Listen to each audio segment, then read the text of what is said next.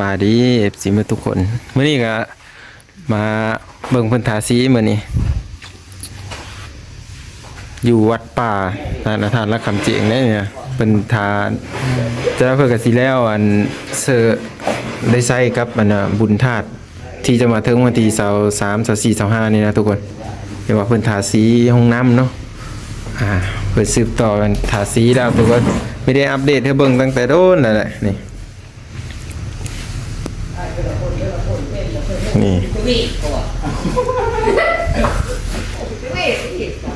เนาะเพิ่นทาสีแล้วก็จะนั้นเพิ่นก็จะเก็บล้ำหอบ2หอบ3แล้วก็จบเนาะไอ้โจเนี่ยทานำกันนี่สีอ้อไข่เนาะสีไข่ทุกคนนี่จากนั้นเพิ่นก็เก็บสีแล้วก็แล้วเนาะแน่นท้องอย่างนี้ทุกคนโอ้เนาะว้าวก็มีเยอะสะโรคมาเลยได้เพราะว่าอันนี้หัวเป็นเลยแน่นเจ็บเนี่ยอันนี้คือเป็นห้องอาบน้ำเนาะเข้ามาก็จะมี3ห้องนี่เลยนี่อันนี้มันเราไม่ได้ตัดต่อเนาะเราสีเฮเบิ่งแบบ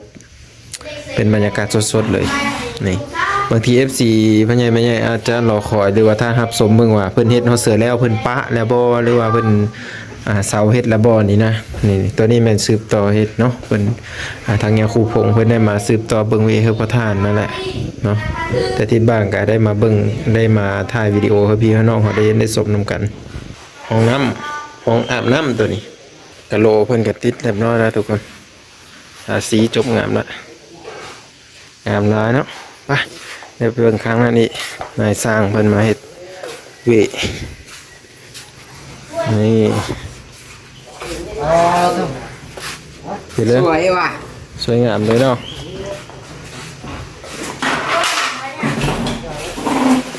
จะเอาผู้เดียวได้หรอครับ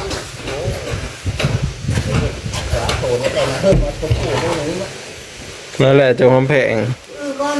วันนี้FC อันนี้โจมแพงทาสีบางเอานี่ไปคอยรูดนะมันก็เปิ้ลนะนี่เนาะ FC ทุกคน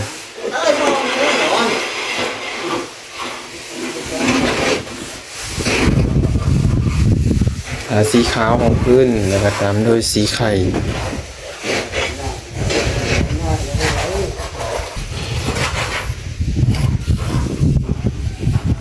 จะเอ๋เราเรียนจอนทาสีนี่เป็นได้จะจอนทาสีไม่ได้ติดมือเราได้เนาะฮะ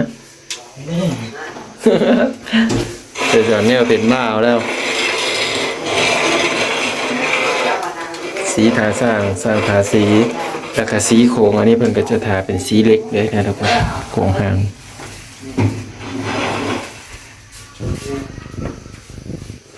สีขาวเนาะจอน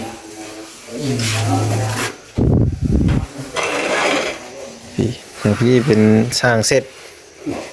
ผู้เสร็จตั้งห้าผู้ถาตั้งห้าได้ทุกคน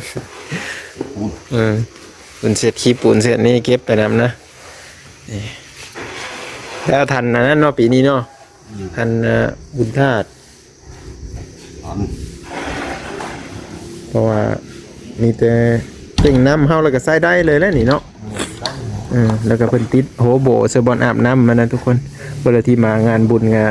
สีเห็นแล้วก็สีหูจักเนาะตรงนี้พามาเบิ่งตรงข้างล่างก่อน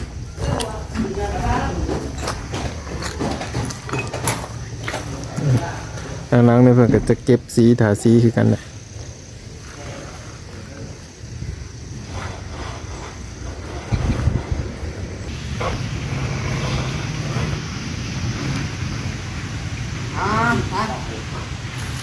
เสียวันนี่แหละให้เบิ่งเล็กๆน้อยๆเด้อผู้ที่ตามรับชมเบิ่ง